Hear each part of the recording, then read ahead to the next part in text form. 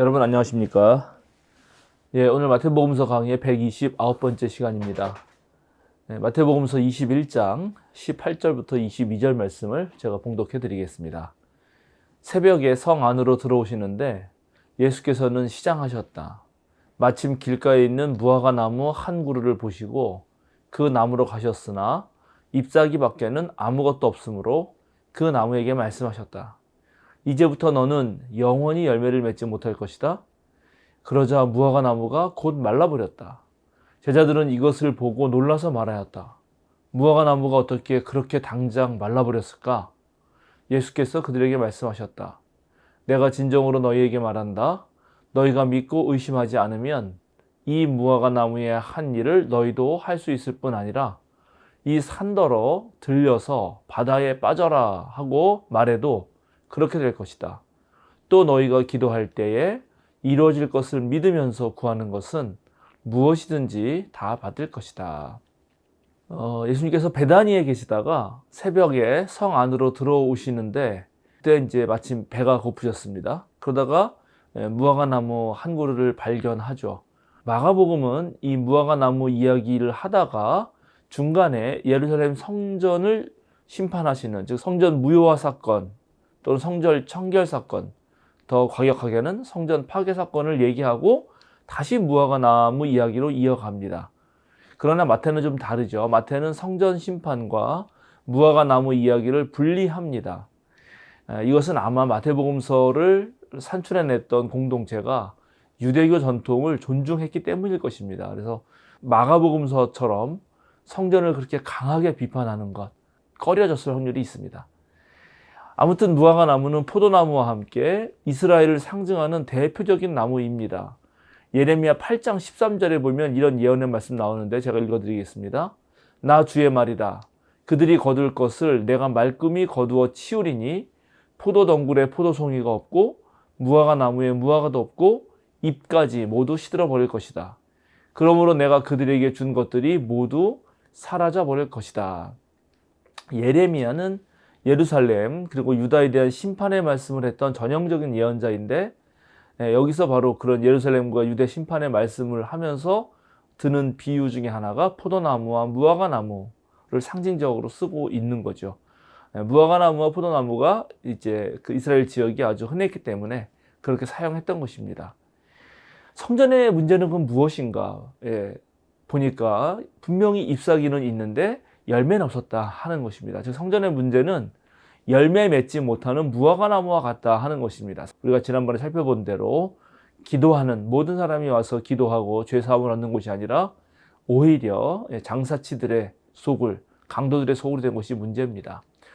이런 말씀을 생각해 보면은 오늘날도 어떠한 신앙적인 도덕적인 그런 열매들을 보여주지 못하는 교회가 많은 것 아닌가, 그런 고민을 하지 않을 수 없습니다.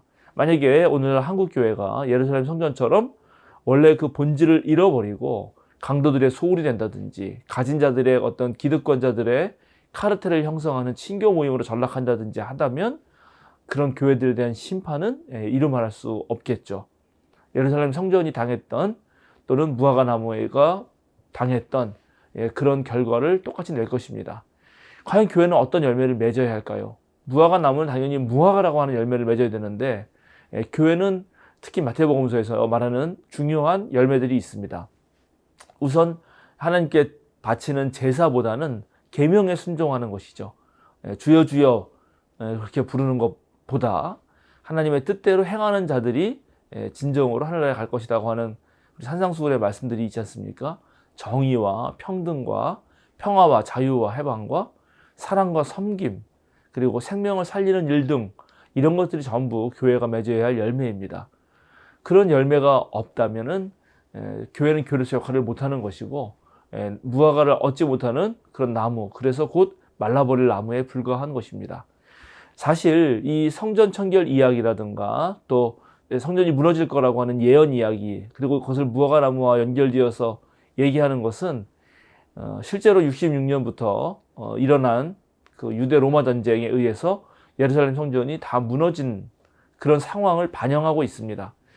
원래 성전은 하나님 만나는 곳이었는데 성전이 없다면 그러면 어떻게 신앙생활을 할 수 있을 것인가가 이 로마 유대 전쟁 이후에 유대인들에게 가장 큰 문제였습니다. 그러나 더불어서 이제 성전이 없어짐을 통해서 그동안 우리들의 신앙이 일상생활에서도 신앙이로서의 어떤 모습을 보여주어야 되는데, 교회가 있고 성전이 있을 때는 성전에 와서만 신앙생활하고 또 세상에 나아가서는 전혀 신앙인의 모습을 보이지 못하는 그런 분리된, 또 그리고 다소 위선적인, 다소 언행일치가 되지 않는 그런 신앙인이 아니었나, 이런 반성을 해보게 되는 것입니다. 그래서 이 성전이 없어졌을 때 유대인들도 사실은 다시 한번 자신들의 신앙을 되돌아보게 되는 아주 깊은 그런 성찰을 하게 되죠. 바벨론이 쳐들어와서 예루살렘 성전을 다 무너뜨리고 예루살렘을 다 또 완전히 남유다를 정벌한 다음에 거기 있는 사람들을 바벨론으로 끌고 갔을 때도 비슷한 그런 신앙을 반성하는 시간들이 있었던 것처럼 로마 유대 전쟁 이후에도 그런 일이 벌어지는 것입니다. 오늘 성전과 더불어서 이제 무화과 나무까지 마르게 한 이야기를 통해서 우리가 한번 반성해 봐야 되는 것은, 우리들의 신앙이 눈에 보이는 것에 대해서 너무 집착하고 있는 것 아닌가? 그리고 그런 데서 누리려고 하는 안정감에 머물러 있는 것 아닌가? 그런 고민을 해야 됩니다. 그리고 어느 한 곳에만 성전이 있다, 하나님 만날 수 있다 그러면 그건 너무 장소지향적이 되는 거죠. 그래서 사실은 하나님은 언제 어디서든지 만날 수가 있는데, 그런 하나님을 만나지 못하고 꼭 교회에만 와야 된다든지 성전에만 가야 된다든지 하는 그런 이제 오해를 불러일으키는 것이고, 또 그걸 통해서 이제 우리의 신앙이 되게 협소하고 편협하게 되는 경향이 있는 것이죠. 그리고 눈에 보이는 안정적이 있는 것을 기대면서 신앙을 삼는다면 불확실한 것, 의심의 구름이 피어오를 때는 마치 믿음이 없는 것처럼 여기기 쉽습니다. 그런데 오히려 신앙이란 불확실성을 없애서 확실한 안정감을 취하는 것이 아니라 불확실함 자체 속에서도 그것을 가능성으로 여기면서 한 걸음 나아가는 모험이라고 할 수 있습니다.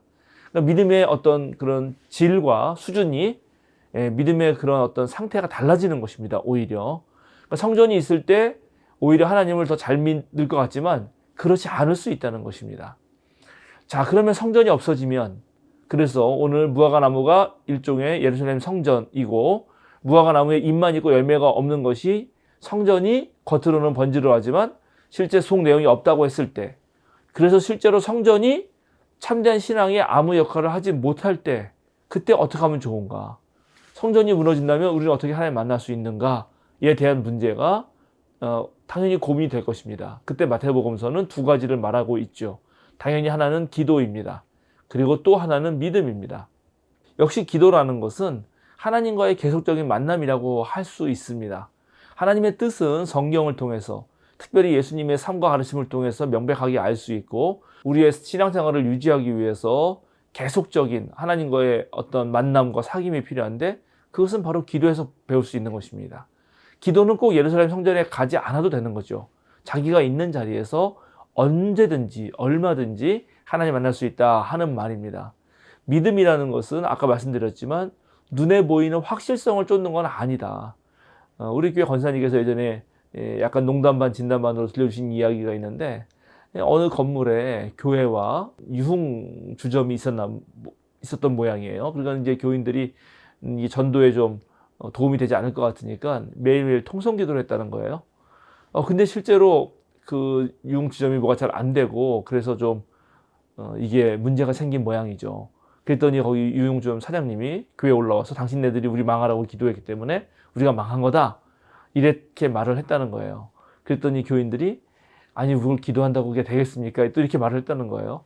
이런 이야기가 떠도는 거는 실제로 기도해서 그것이 이루어진다라고 하는 생각을 오히려 믿지 않는 그런 분들이 더 확실하게 했다는 그런 비유의 말씀이겠죠. 히브리서는 보이지 않는 것에 대한, 그리고 또 내가 바라는 것, 아직 이루어지지 않았지만 가능성을 두고 이미 이루어진 것처럼 선취하는 믿음에 대해서 얘기를 합니다. 즉 믿음이라는 것은 내가 모든 것을 다 알고 그것 안에 딱 사로잡혀서 다 예측 가능한 것만 가지고 하는 것이 아니라, 불확실하지만 그럼에도 불구하고 하나님의 가능성, 하나님의 기획, 또 하나님의 놀라운 섭리를 인정하면서 과감하게 도전해 보는 것이라 할 수 있겠습니다. 그것은 성전에 우리가 가둬져서, 즉 교회에 나와서 교회 생활하는 것만으로 누릴 수 없는 것이기도 합니다. 오히려 교회가 없을 때, 성전도 없을 때, 믿음 생활이 불가능할 것처럼 보일 때, 그때 오히려 믿음이 작동할 수 있겠죠. 그래서 예수님이 오히려 성전이 없어도, 즉 무화과 나무가 말라도 그래도 너희들은 기도와 하나님을 향한 굳센 믿음 속에서 걸어 나갈 수 있다라고 오늘 마태복음서에서 말씀해 주신 것입니다. 우리가 정말 하나님과 언제 어느 때든지 소통하면서 과감하게 하나님이 보여주시는, 지시하는 곳으로 걸어 나간다면 우리는 예상치 못하게 하나님의 놀라운 방식으로 또 우리를 이끌어 가시는 그런 어떤 신앙 체험을 하게 될 것이라고 생각합니다. 자, 무화과 나무가 열매를 마땅히 맺어야 되는데 맺지 못했고, 또 예수님의 그런 저주에 의해서 뿌리부터 마르는 그런 결과가 생겼습니다. 이것은 마땅히 열매를 맺어야 하는 당시 신앙인들, 그리고 신앙인들의 모임인 교회에 대한 철저한 비판과 성찰을 요하는 말씀이었다는 것을 다시 한번 여러분에게 확인해 드립니다. 비록 우리가 안정적인 그런 공간이 없고 기댈 수 있는 그런 것이 없다 하더라도 오히려 신앙과 기도는 언제 어디서든지, 그리고 불확실성 속에서도 가능하다는 거 여러분 기억하시고 또 한 주 잘 살아가셨으면 좋겠습니다. 자, 이제 또 마태복음서 강의 129강은 여기서 마치겠습니다. 우리 생명사랑교회 유튜브 많은 분들에게 소개해 주시길 다시 한번 부탁드리면서 또 다음 주에 뵙겠습니다. 감사합니다.